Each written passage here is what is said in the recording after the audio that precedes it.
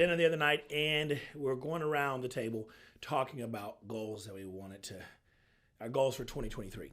And a lot of the people had done 2.1, 2.2, 1.9 in that ballpark, and they said, and everyone said, I want to get to five. I want to get to five. One person wanted to get to had their first seven-figure goal.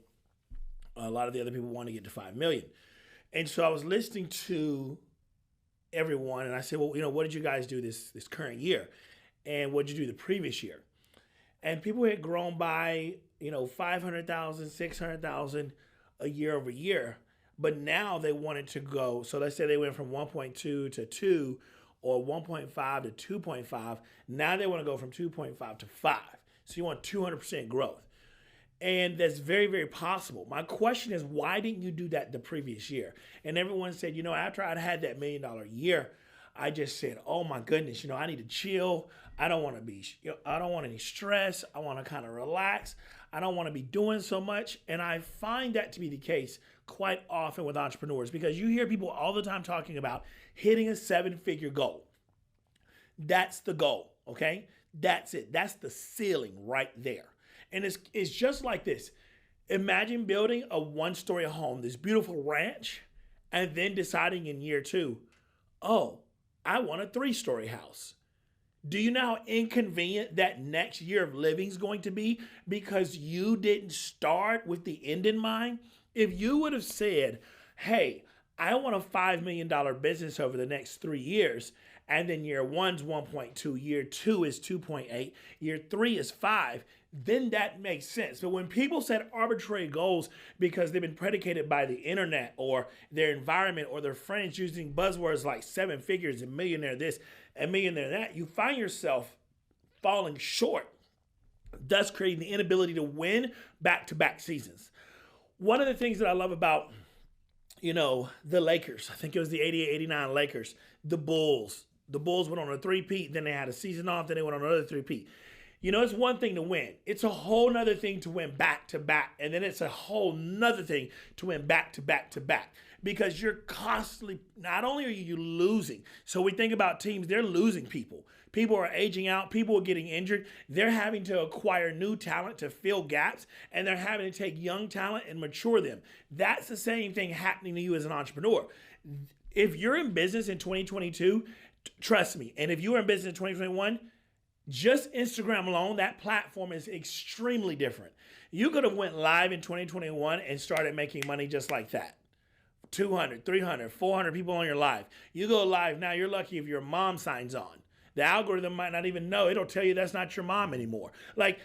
Business is so different in 1 year. Do you have any idea over the next 2 years, 3 years? That's why it's important to set, they call them BHAG, big, hairy, audacious goals. Goals that scare you. If your goal doesn't inspire a little fear, a little trepidation, if you set a goal and say, I definitely can do that, that's not a goal.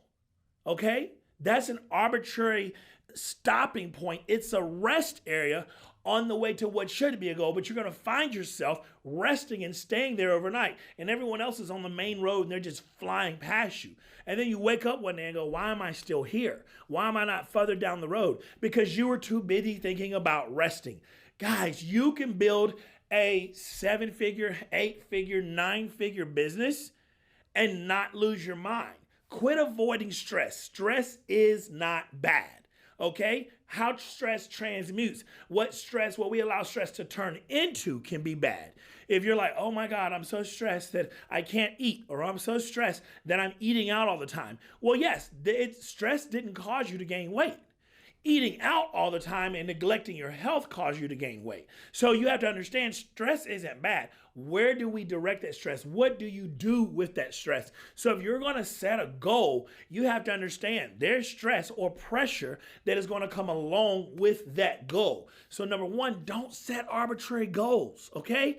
Do not set arbitrary goals because you're going to get arbitrary results.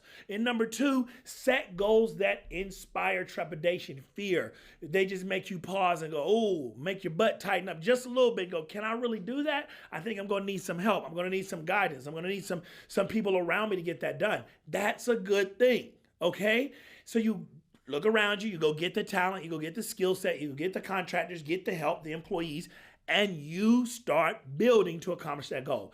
And third and final, your goals need to go further than 12 months. All right? You should have a goal that's going to direct you for the next decade of your life. Where do you want to end up? You're 30. Where do you want to be at 40?